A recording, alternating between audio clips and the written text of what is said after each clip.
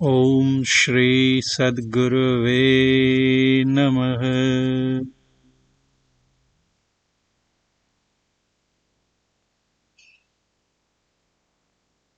संत महात्माओं के जीवन चरित्र की श्रृंखला में आज हम उपस्थित हैं एक और भारत के मूर्धन्य संत, जिनका भारतीय संत परंपरा में अत्यंत सम्मान के साथ नाम लिया जाता है। महाराष्ट्र के प्रसिद्ध स्वामी समर्थ रामदास जी, जिन्होंने भक्ति की शक्ति और शक्ति की भक्ति करना भारतीय समाज को उस समय सिखाया जब हम पराधीनता की मानसिकता से ग्रस्त हो रहे थे। तो आइए हम लोग सुनते हैं उनका जीवन वृत्त। भारतीय संत परंपरा का इतिहास काफी प्राचीन है। यहाँ पर समय समय पर संतों का प्रादुर्भाव होता आया है। उनमें समर्थ रामदास का नाम विशेष रूप से उल्लेखनीय रहा है। समर्थ रामदास 1608 से 1682 सन 1608 ईस्वी से सन 1682 ईस्वी तक हम सबों के मध्य अपने शरीर के साथ थे। वे महाराष्ट्र के भारतवर्ष के महान संतों में से एक थे। उन्होंने दासबोध नाम का एक अत्यंत विश्वविख्यात ग्रंथ रचित किया, जो मूलतः मराठी में है। वे छत्रपति शिवाजी महाराज के गुरु थे। हिंदू पद पादशाही के संस्थापक शिवाजी के गुरु स्वामी समर्थ रामदास जी का नाम भारत के साधु संतों एवं विद्वत समाज में सुविख्यात है। महाराष्ट्र तथा संपूर्ण दक्षिण भारत में तो प्रत्यक्ष भगवान हनुमान के अवतार के रूप में उनकी पूजा की जाती है। इन्होंने अपने दीर्घ जीवन काल में अनेक लंबी यात्राएं करके भारत का भ्रमण किया, अपने सिद्धांतों का प्रचार किया, जिनके स्मारक आज भी अनेक स्थानों पर उपलब्ध हैं। कबीर, रैदास, नामदेव, दादू आदि उच्च कोटि के संतों की श्रेणी में रामदास जी का नाम बड़ी श्रद्धा से लिया जाता है। समर्थ रामदास जी द्वारा मराठी में रचित काव्य बड़ी संख्या में मिलते हैं। समर्थ रामदास का मूल नाम, बचपन का नाम नारायण सूर्याजी पंत कुलकर्णी व ठोसर था। महाराष्ट्र में जो नामकरण की पद्धति है, उसमें व्यक्ति का नाम प्रथम और मध्य में पिता का नाम या लड़की के नाम में, मध्य में कुंवारी अविवाहित लड़कियों में पिताजी का नाम और विवाहोपरांत पति का नाम और तत्पश्चात उनका सरनेम रखा जाता है, उपनाम रखा जाता है। उस हिसाब से इनका जब हम कहते हैं कि इनका मूल नाम नारायण सूर्याजी पंत कुलकर्णी व ठोसर था, तो जो मध्य नाम है सूर्याजी पंत, यह इनके पिताजी का नाम ठहरता है। इनका जन्म महाराष्ट्र के जालना जिले के जाम्ब नामक स्थान पर रामनवमी के दिन मध्याह्न में जमदग्नि गोत्र के देशस्थ ऋग्वेदी ब्राह्मण परिवार में शक संवत 1530 या सन 1608 ईस्वी में हुआ। समर्थ रामदास जी के पिता का नाम सूर्याजी पंत ठोसर था। वे सूर्य देव के उपासक थे और प्रतिदिन आदित्य हृदय स्तोत्र का पाठ करते थे। वे गांव के पटवारी थे, लेकिन उनका अधिकांश समय उपासना में ही बीतता था। उनकी माता का नाम राणूबाई था। वे संत एकनाथ जी के, जो एक और महाराष्ट्र के प्रसिद्ध संत हैं, वे संत एकनाथ जी के परिवार की दूर की संबंधी थीं। वे भी सूर्य नारायण की उपासिका थीं। सूर्यदेव की कृपा से सूर्याजी पंत को दो पुत्र, गंगाधर स्वामी और नारायण, जो आगे चलकर समर्थ रामदास के रूप में जाने गए, हुए। गंगाधर स्वामी बड़े बेटे थे, उन्हें सब श्रेष्ठ कहते थे। वे आध्यात्मिक सत्पुरुष थे। उन्होंने सुगमोपाय नामक ग्रंथ की रचना की थी। इनके मामा गोसावी प्रसिद्ध कीर्तनकार थे। समर्थ रामदास बचपन में बड़े शरारती थे। एक दिन माता राणूबाई ने नारायण, जो समर्थ रामदास जी के बचपन का नाम था, से कहा, तुम दिन भर शरारत करते हो, कुछ काम भी किया करो। देखो, तुम्हारे बड़े भाई गंगाधर अपने परिवार की कितनी चिंता करते हैं। यह बात नारायण के मन में घर कर गई। 2-3 दिन बाद यह बालक अपनी शरारत छोड़कर एक कमरे में ध्यान मग्न हो बैठ गया। दिन भर नारायण नहीं दिखा तो माता ने बड़े बेटे से पूछा, नारायण कहाँ है? उसने भी कहा, मैंने उसे नहीं देखा। दोनों को चिंता हुई। उन्हें ढूंढने निकले, पर उनका कोई पता नहीं चला। शाम के वक्त माता ने कमरे में उन्हें ध्यानस्थ देखा तो उनसे पूछा, नारायण, तुम यहाँ क्या कर रहे हो? तब नारायण ने जवाब दिया, मैं पूरे विश्व की चिंता कर रहा हूँ। नारायण शरारती होने के साथ साथ बहुत बुद्धिमान और दृढ़ निश्चयी भी थे। वे बचपन से ही पेड़ों से कूदने, बाढ़ में तैरने, घोड़ों की सवारी करने में निपुण थे। उनके 8 मित्र थे, जिनमें बढ़ई का बेटा, राजमिस्त्री का बेटा, लोहार का बेटा और ग्वाला का बेटा सम्मिलित थे। इन दोस्तों की संगति में नारायण ने बचपन में ही उन पेशों का, व्यवसायों का अच्छा ज्ञान प्राप्त कर लिया था। उन्होंने सब कुछ अवलोकन और अनुभव से सीखा था।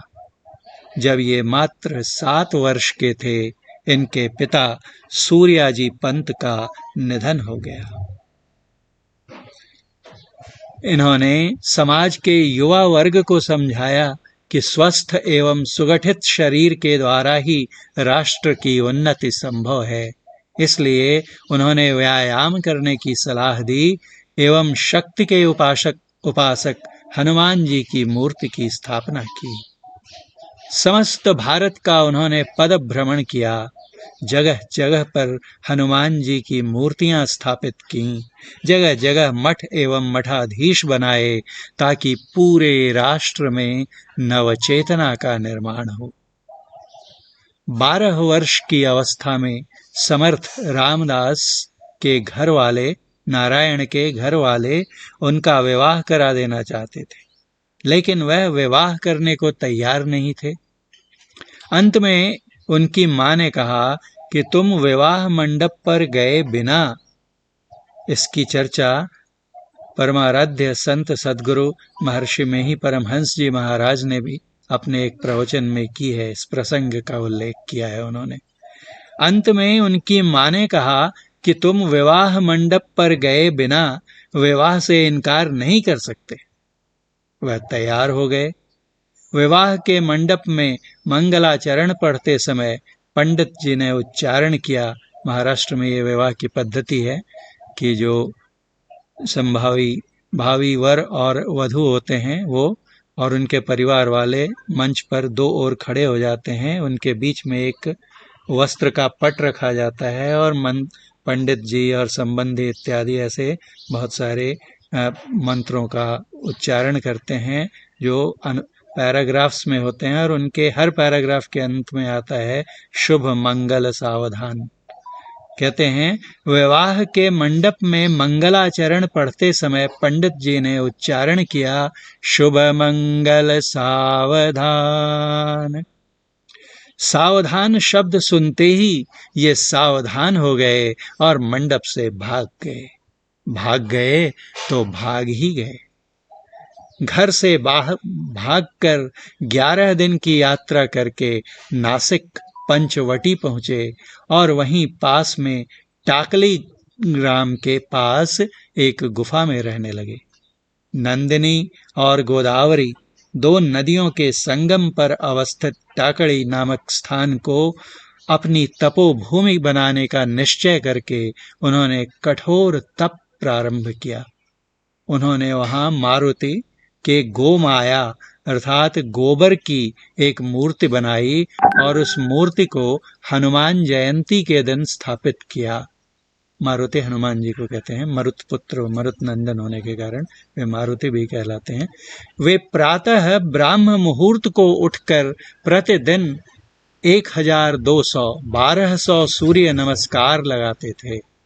उसके बाद गोदावरी नदी में खड़े होकर त्रयोदशाक्षरी मंत्र मतलब 13 अक्षरों का मंत्र, श्री राम जय जय राम, श्री राम जय जय राम का और गायत्री मंत्र का जप करते थे।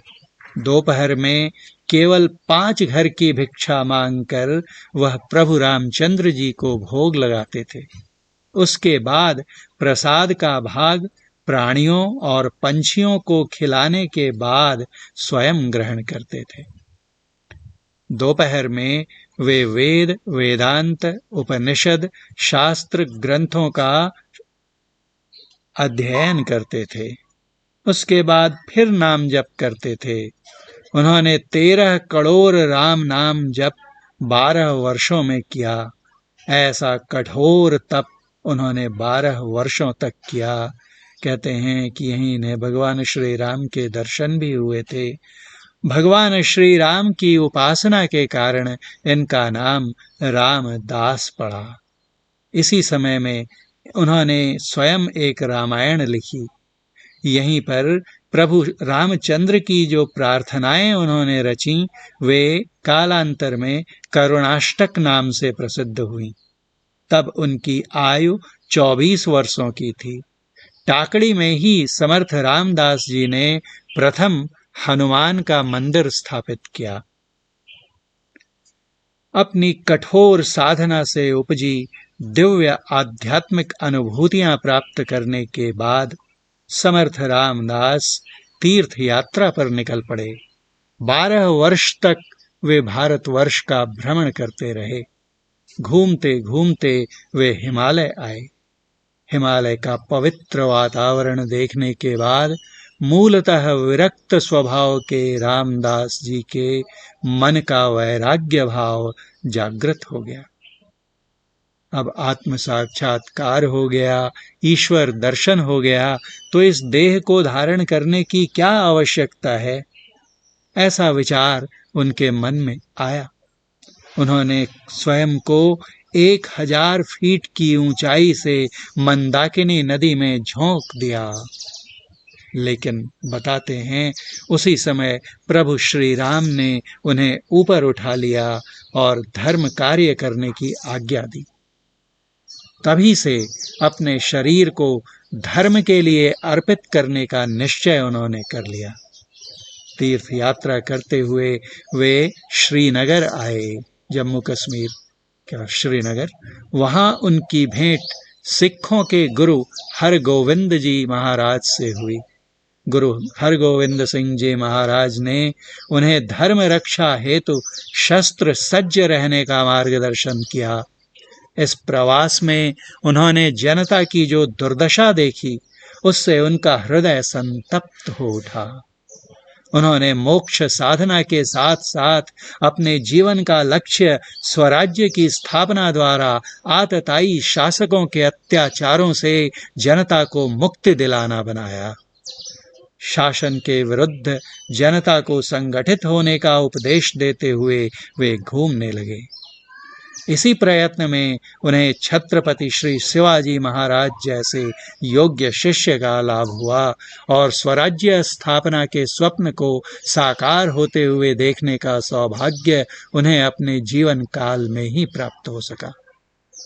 इनके शिष्य मंडल में कुछ प्रमुख शिष्यों के नाम इस प्रकार हैं: कल्याण स्वामी, उद्धव स्वामी, दत्तात्रेय स्वामी, आचार्य गोपाल दास, भीम स्वामी, दिनकर स्वामी, केशव स्वामी, हनुमंत स्वामी, रघुनाथ स्वामी, रंगनाथ स्वामी, भोला राम, वेणाबाई, अक्काबाई, अनंत बुआ मेथवडेकर, दिवाकर स्वामी, वासुदेव स्वामी, गिरिधर स्वामी, मेरु स्वामी और अनंत कवि।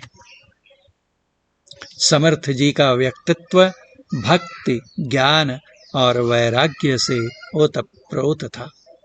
मुखमंडल पर दाढ़ी तथा मस्तक पर जटाएं, भाल प्रदेश पर चंदन का टीका, कंधे पर भिक्षा के लिए झोली रहती थी। एक हाथ में जपमाला और कमंडल तथा दूसरे हाथ में योग दंड कुबड़ी होती थी। पैरों में लकड़ी की पादुकाएं खड़ाऊं धारण करते थे। योग शास्त्र के अनुसार उनकी भूचरी मुद्रा थी। मुख में सदैव राम नाम का जप चलता था और बहुत कम बोलते थे। वे संगीत के भी उत्तम जानकार थे। अनेकों रागों में गाई जाने वाली रचनाएं उन्होंने लिखी हैं। प्रतिदिन 1200 सूर्य नमस्कार लगाने के कारण उनका शरीर अत्यंत बलवान था। जीवन के अंतिम कुछ वर्ष छोड़कर वे कभी एक जगह पर नहीं रुके। उनका वास्तव्य दुर्गम गुफाएं, पर्वत शिखर, नदी के किनारे तथा घने अरण्य में रहता था, ऐसा समकालीन ग्रंथों में उल्लेख मिलता है। समर्थ रामदास जी ने दासबोध, आत्माराम, मनोबोध आदि ग्रंथों की रचना की है। इनका सर्व प्रमुख एवं सर्व प्रसिद्ध ग्रंथ दासबोध गुरु शिष्य संवाद रूप में है। यह ग्रंथ राज उन्होंने अपने परम शिष्य योगीराज कल्याण स्वामी के हाथों से महाराष्ट्र के शिवथरघल गुफा नामक रम्य एवं दुर्गम गुफा में लिखवाया। इसके और ये दासबोध नामक पुस्तक जो है, महाराष्ट्र में यहाँ के जो धर्म प्रवण लोग हैं इसका बहुत आदर करते हैं और इसे जो सर्व पूज्य और सर्वाधिक पवित्र धर्म ग्रंथों के समकक्ष रखते हैं। इसके साथ उनके द्वारा रची गई 90 से अधिक आरतियां महाराष्ट्र के घर घर में गाई जाती हैं। जो सबसे प्रसिद्ध आरती महाराष्ट्र में गाई जाती है, सुखकर्ता दुखहर्ता वार्ता विघ्नाची, इस तरह से दुर्गा माता की आरती, ये सब इनकी लिखी हुई आरतियां हैं। आपने सैकड़ों अभंग भी लिखे हैं। समर्थ रामदास जी स्वयं अद्वैत वेदांती एवं भक्ति मार्गी संत थे, किंतु तत्कालीन समाज की अवस्था देखकर उन्होंने ग्रंथों में राजनीति, प्रपंच, व्यवस्थापन शास्त्र इत्यादि अनेकों विषयों से संबद्ध मार्गदर्शन किया है। समर्थ जी ने सरल प्रवाही शब्दों में देवी देवताओं के 100 से अधिक स्तोत्र लिखे हैं। इन स्तोत्रों एवं आरतियों में भक्ति, प्रेम एवं वीर रस का समावेश है। उनकी मुख्य रचनाएं मराठी भाषा के ओवी नामक छंद में हैं। इनकी कुछ अन्य रचनाओं के नाम हैं आसमानी सुल्तानी, आत्माराम, आनंदवन भुवनी, एक वीरा समाधि अर्थात पुराना या जुना दासबोध, करुणाष्टक, छत्रपति शिवाजी महाराज को लिखे गए पत्र, दासबोध, समर्थकृत देवी स्तोत्र, नृसिंह पंचक। यह काव्य लाटानुप्रास का उत्तम उदाहरण है। भीम रूपी महारुद्रा जैसे स्तोत्र, मनाचे श्लोक जिसमें कुल 205 श्लोक हैं, मारुति स्तोत्र, मुसलमानी अष्टक, अभंग, राम मंत्राचे श्लोक, उर्दू पदावली, सवाई, सुखकर्ता दुखहर्ता, लौथौती विक्राला ब्रह्मांडी माळा, सत्राणे उड्डाने हुंकार वदनी सदृश 61 आरतियां, 16 व सुख आणि हजारों पानी मजकूर जो अप्रकाशित रचना है। समर्थ रामदास जी ने अपने शिष्यों के द्वारा समाज में एक चैतन्यदायी संगठन खड़ा किया। उन्होंने महाराष्ट्र के सातारा जिले में चाफल नामक गांव में भव्य श्री राम मंदिर का निर्माण किया। ये है वो, क्षमा करेंगे यहाँ पर शाफल लिख दिया गया है, ये चाफल नामक स्थान है महाराष्ट्र के सातारा जिले में, जहाँ पर उन्होंने भव्य श्री राम मंदिर की स्थापना की है। और ये मूर्ति आप देख सकते हैं श्री राम भगवान की। इस मंदिर का निर्माण केवल भिक्षा के आधार पर किया। कश्मीर से कन्याकुमारी तक उन्होंने 1100 मठ तथा अखाड़े स्थापित कर स्वराज्य स्थापना के लिए जनता को तैयार करने का प्रयत्न किया। शक्ति एवं भक्ति के आदर्श श्री हनुमान जी की मूर्तियां उन्होंने गांव-गांव में स्थापित की। आपने अपने सभी शिष्यों को विभिन्न प्रांतों में भेजकर भक्ति मार्ग तथा कर्म योग की सीख जन जन में प्रचारित करने की आज्ञा की। युवाओं को बल संपन्न करने हेतु आपने सूर्य नमस्कार का प्रचार किया। समर्थ जी ने 350 वर्ष पहले आज से संत वेणा स्वामी जैसी विधवा महिला को मठपति का दायित्व देकर कीर्तन का अधिकार दिया। इस प्रसंग से यह पता चलता है कि उनके हृदय में नारी शक्ति के प्रति कितना सम्मान का भाव था और समाज में उनकी सहभागिता हो इस पर वे कितना बल देते थे। यहाँ तक कि विधवा महिला को उन्होंने मठपति का दायित्व दिया और उन्हें कीर्तन का अधिकार प्रदान किया। समर्थ रामदास जी के भक्तों एवं अनुयायियों को रामदासी कहते हैं। समर्थ जी द्वारा स्थापित संप्रदाय को समर्थ संप्रदाय अथवा रामदासी संप्रदाय कहते हैं। जय जय रघुवीर समर्थ, यह इस संप्रदाय का जय घोष है तथा श्री राम जय जय राम जप मंत्र है। समर्थ जी की विचारधारा तथा कार्यशैली का प्रभाव लोकमान्य बाल गंगाधर तिलक, स्वातंत्र्य वीर सावरकर, डॉक्टर केशव बलिराम हेडगेवार आदि महान नेताओं पर था। सामर्थ्य की उपासना और उपासना की सामर्थ्य, इन दोनों बातों का महत्व समझाया, मर्म समझाया संत समर्थ रामदास ने। इन्होंने भक्ति के संग संग शक्ति की उपासना करने वाले शिष्यों को गढ़ा। महाराष्ट्र की धरती पर संत तुकाराम के समकालीन समर्थ रामदास ने लगातार दीन दुखियों के पास जाने, उन्हें प्रोत्साहित करने और उनके क्षीण आत्मविश्वास को जगाने का कार्य किया। कई देवी देवताओं की मूर्तियों को, जिन्हें लोगों ने इस्लामी शासन के दौरान डर के मारे नदियों और झीलों में डुबोकर छिपा दिया था, जल से बाहर निकाला और उन्हें पुनः प्रतिस्थापित किया। जनसाधारण को धर्मोपदेश देने के लिए मंदिर बनवाए, देवताओं का सार्वजनिक उत्सव शुरू हुआ। सामाजिक जीवन का नैतिक परिष्कार रामदास की राजनीति का सार है। उनका मानना था कि परमार्थ पर महिलाओं का भी उतना ही अधिकार है जितना पुरुषों का। ब्रिटिश शासन के अमानवीय उत्पीड़न से पीड़ित लोगों की हृदय विदारक स्थिति इन्हें बहुत परेशान करती थी। उन्होंने निश्चय किया कि समाज का खोया हुआ विश्वास फिर से जगाना ही होगा। इस उद्देश्य से भारत भ्रमण उन्होंने किया, जिस दौरान हमने ऊपर देखा इनकी मुलाकात सिखों के गुरु हरगोविंद सिंह जी से हुई। श्रीनगर में गुरु हरगोविंद जी उनको मुगल साम्राज्य में हो रही दुर्दशा के बारे में बतलाते हैं।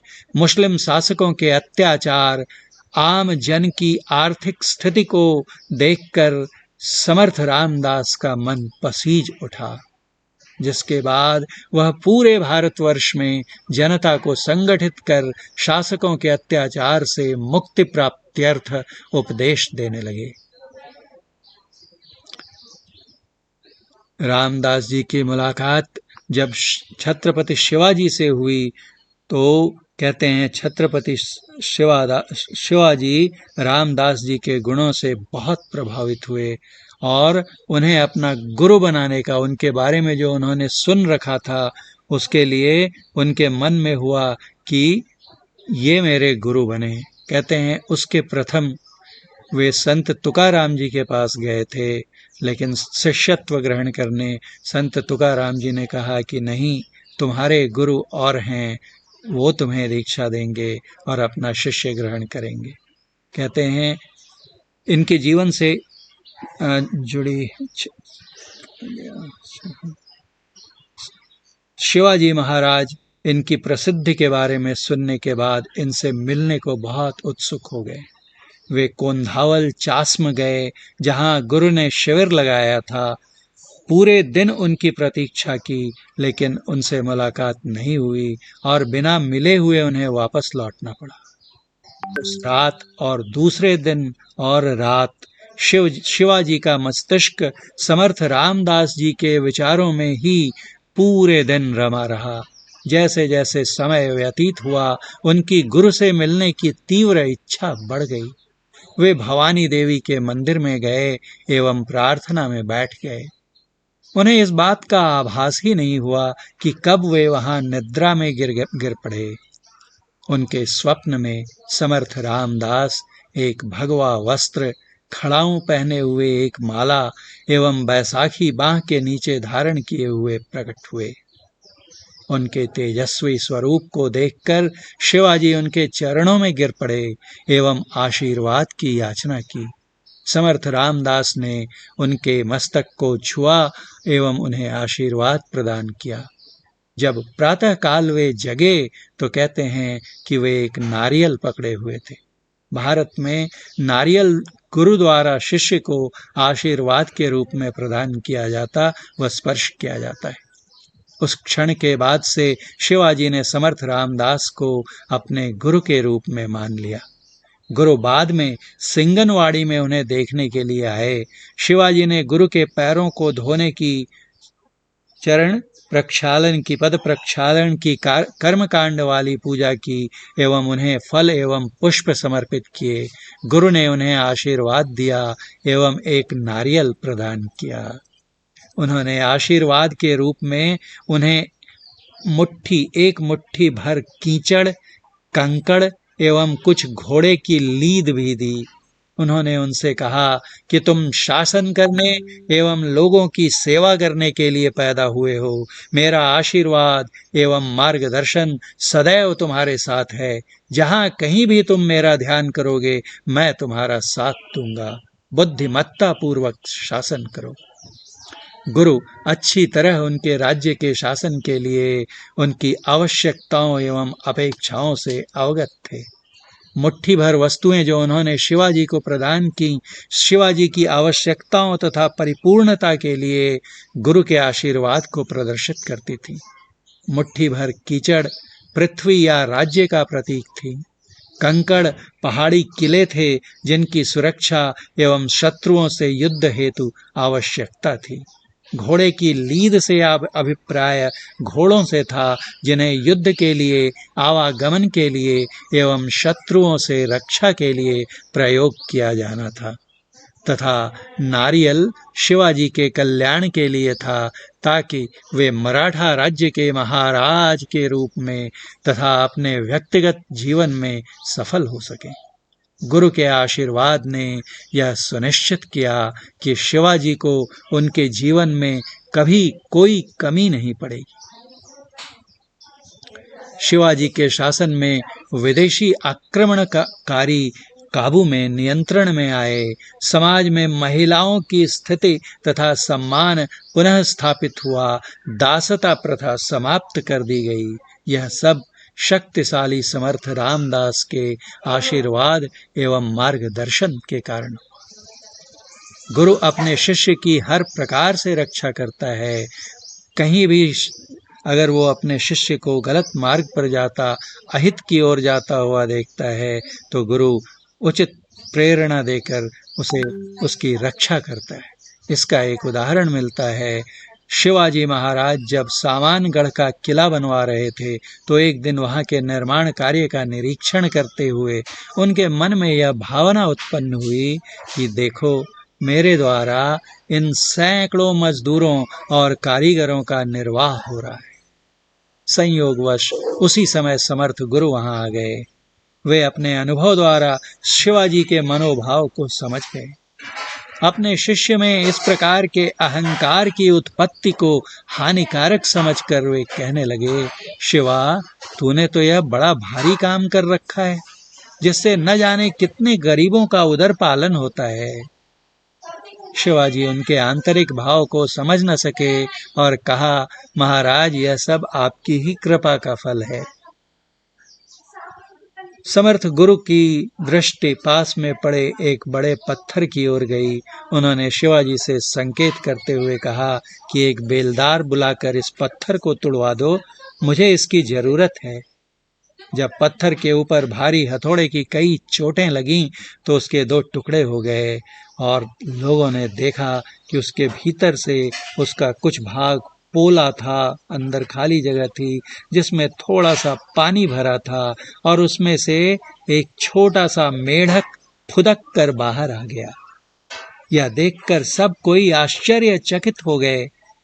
समर्थ गुरु ने कहा, शिवा, तुम्हारा प्रभाव तो बहुत बड़ा चढ़ा है, जो इस पत्थर के भीतर भी एक जीव का पालन कर रहे हो।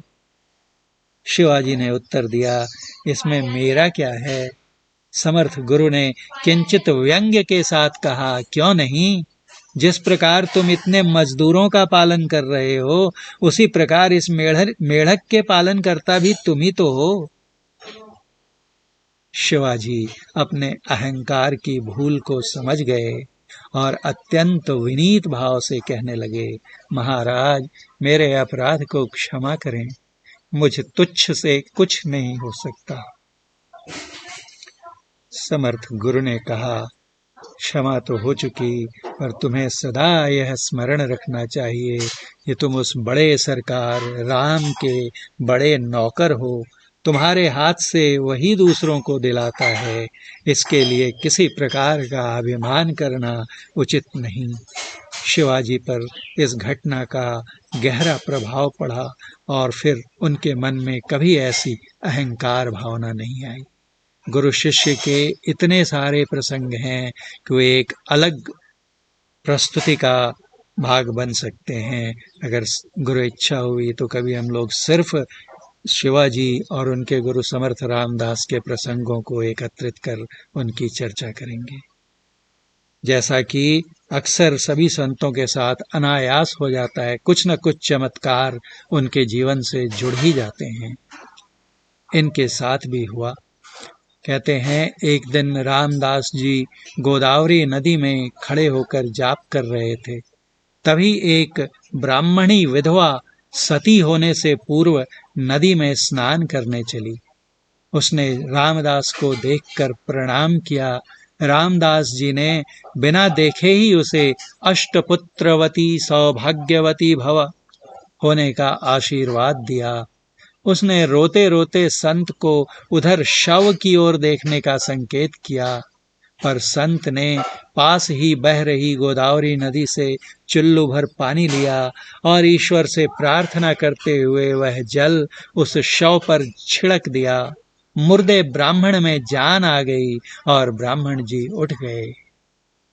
ब्राह्मण दंपति ने अपने पहले पुत्र को समर्थ रामदास के चरणों में समर्पित कर दिया, जो आगे चलकर रामदास जी का प्रिय शिष्य उद्धव गोस्वामी के नाम से विख्यात हुआ।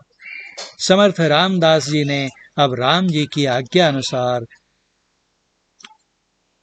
पूरे देश का भ्रमण करने का विचार किया।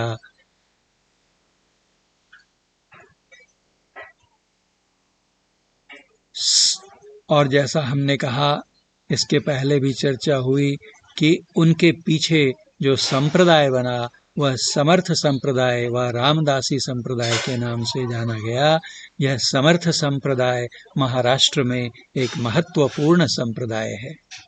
समर्थ रामदास स्वामी ने शिवाजी महाराज के समय में इसकी स्थापना की थी। संत रामदास स्वामी की ही तरह इस संप्रदाय के और कवियों ने भी बड़े पैमाने पर लिखा है। इस संप्रदाय की अधिकांश पांडुलिपियां धुले के समर्थ वाग्देवता मंदिर में रखी हुई हैं।